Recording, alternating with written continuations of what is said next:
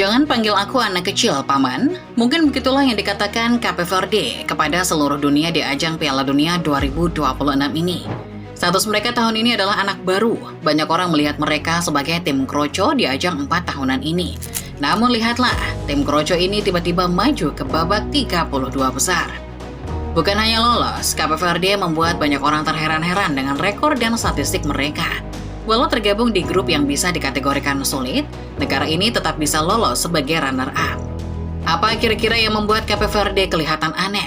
Bagaimana mereka bisa melangkahi Uruguay, sang juara dunia 2 kali? Simak ulasan lengkapnya berikut.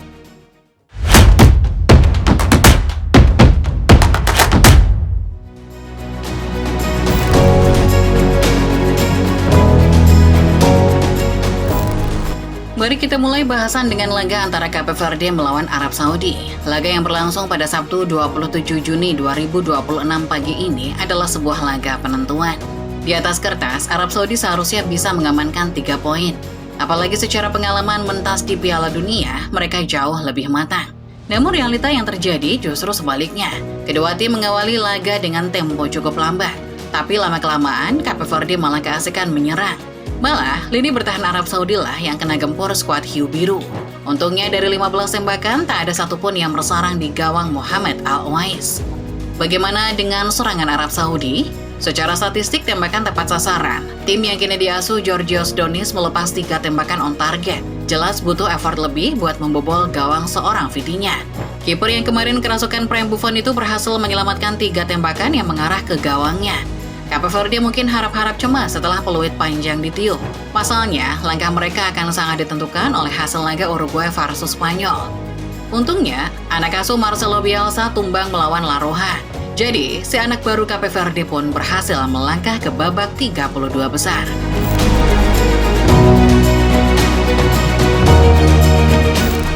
Kalau melihat statistik dan pengalaman, harusnya di laga Cape Verde versus Arab Saudi, wakil Asia lah yang diharapkan menang. Tapi, orang tahu kalau Cape Verde bukanlah tim sembarangan. Tidak sedikit yang akhirnya menilai tim ini layak maju ke 32 besar. Alasannya, ya karena dari awal mereka sudah bisa bikin kejutan. Coba, siapa yang mengira sih kalau skuad asuhan Bubisa ini bakal bisa menahan imbang Spanyol? Padahal secara skuad ada ketimpangan yang jauh antara pasukan La Roja dan pasukan hiu biru. Sudah begitu, Spanyol dikenal sebagai negara yang amat ganas dalam urusan membobol gawang lawan. Awalnya, orang berpikir, bantai si ini. Namun dari sinilah kisah Cinderella Cape Verde dimulai. Jatuh bangunnya Fozinha mengawal gawang Cape Verde membuat tim ini menggondol poin yang sangat krusial. Bayangkan, Spanyol ini adalah negara terkuat di grup H. Kalau Spanyol saja sudah bisa ditahan, maka bisa dipastikan langkah Cape Verde ke depan bakal lebih mudah. Benar saja, kejutan tidak berhenti sampai pada laga melawan Spanyol. Setelah menahan juara tahun 2010, Cape Verde kembali mencuri 1 angka dari tangan Uruguay. Misi mereka lantas dituntaskan dengan menahan imbang Arab Saudi tanpa gol. Ini yang membuat dunia makin melongo. Cape Verde lolos tanpa satupun bikin kemenangan. Aneh sekali, bukan?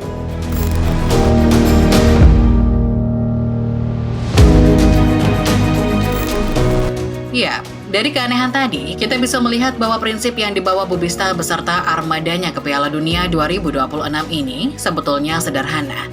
Sebagai anak baru, Cape Verde tak mau neko-neko, tapi mereka tak mau kena bully kakak-kakaknya yang sudah lebih sering matching di Piala Dunia. Jadilah filosofi pragmatis yang diperagakan Bubista. Sebagai salah satu tim paling lemah di grup H, bahkan mungkin di turnamen Piala Dunia 2026, gila kalau Cape Verde memilih bermain menyerang. Jadi selama ini mereka bermain bertahan dong? Jawabannya tidak juga. Bisa dikatakan Cape Verde dan pelatihnya Bubista adalah tim yang fleksibel, bisa menyesuaikan gaya mainnya terhadap lawan. Saat menghadapi Spanyol, jalan terbaik yang bisa diambil jelas adalah main bertahan total.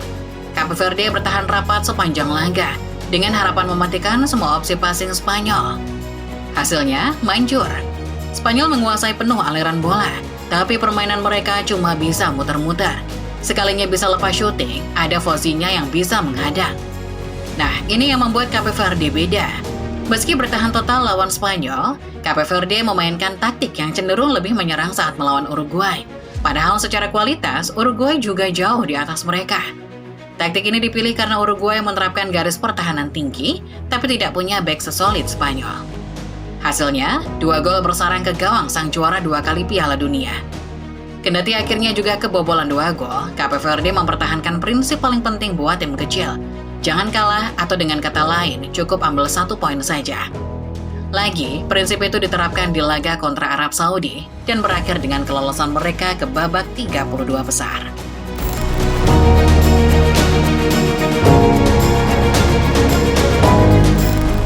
Kembali ke pernyataan di awal video tadi. Lewat hasil imbang melawan Arab Saudi, Cape Verde seolah sedang memberi pernyataan tegas kepada seluruh dunia. Jangan panggil aku anak kecil, Paman. Ya, begitulah Cape Verde selama ini dipandang. Bahkan sebelum menggondol tiket ke Piala Dunia pun, mereka sudah dipandang sebagai anak kecil.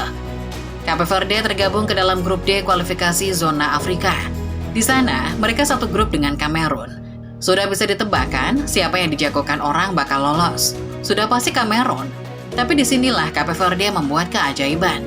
Sempat dibantai 4-1 oleh Kamerun, Cape Verde balas dendam di detik-detik terakhir. Saat Kamerun imbang melawan Angola, Cape Verde menang 3-0 melawan Eswatini. Hasil itu pun membuat mereka resmi menggondol 1 tiket ke Piala Dunia. Cape Verde adalah negara terkecil yang bisa lolos ke Pildon dengan populasi cuma sekitar 500.000 jiwa. Sudah lolos secara heroik, negara satu ini masih saja tidak dipandang. Ya, bagaimana tidak? Masuknya saja ke grup H yang dihuni 2 negara kelas berat macam Spanyol dan Uruguay. Banyak yang mengira Cape Verde bakal jadi lumbung poin, bahkan oleh Arab Saudi yang juga ada di grup ini. Namun status underdog yang tidak dipandang tampaknya jadi keuntungan tersendiri buat Cape Verde. Selama 3 laga, mereka memberi perlawanan alot dan akhirnya bisa menggondol 3 poin. Sang underdog ini pun lolos, mematahkan semua anggapan yang sebelumnya pernah mengecilkan mereka.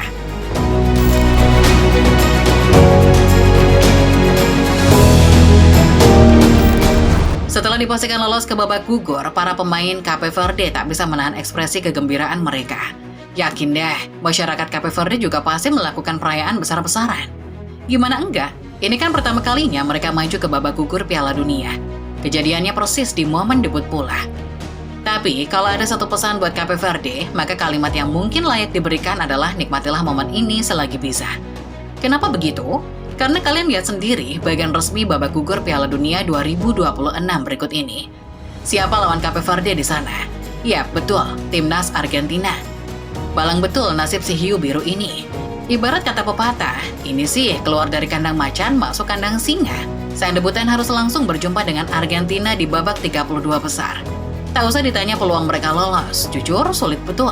Apalagi Lionel Messi CS sejauh ini masih menggila di babak grup.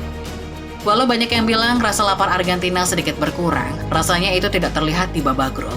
Apalagi kalau rasa lapar yang kita bicarakan adalah rasa lapar seorang Lionel Messi. Meski kisah Cape Verde terbilang heroik, tapi kalau sudah lawannya Messi dan Argentina, ini sih bukan lagi soal menang atau kalah. Ini sih soal mau kebobolan berapa banyak. Kendati begitu, Cape Verde coba mengingat laga melawan Spanyol kemarin. Biarpun tak ada yang menjagokan mereka, bahkan banyak yang menganggap mereka akan dibantai, mereka akan tetap berjuang. Bahkan mengutip Tribuna, Bubisa sudah tak sabar bertemu Argentina. Well, masih bisakah Cape Verde lolos kali ini? Coba komen di bawah ya.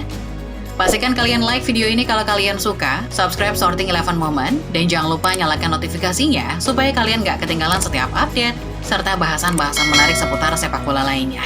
Terima kasih dan sampai jumpa.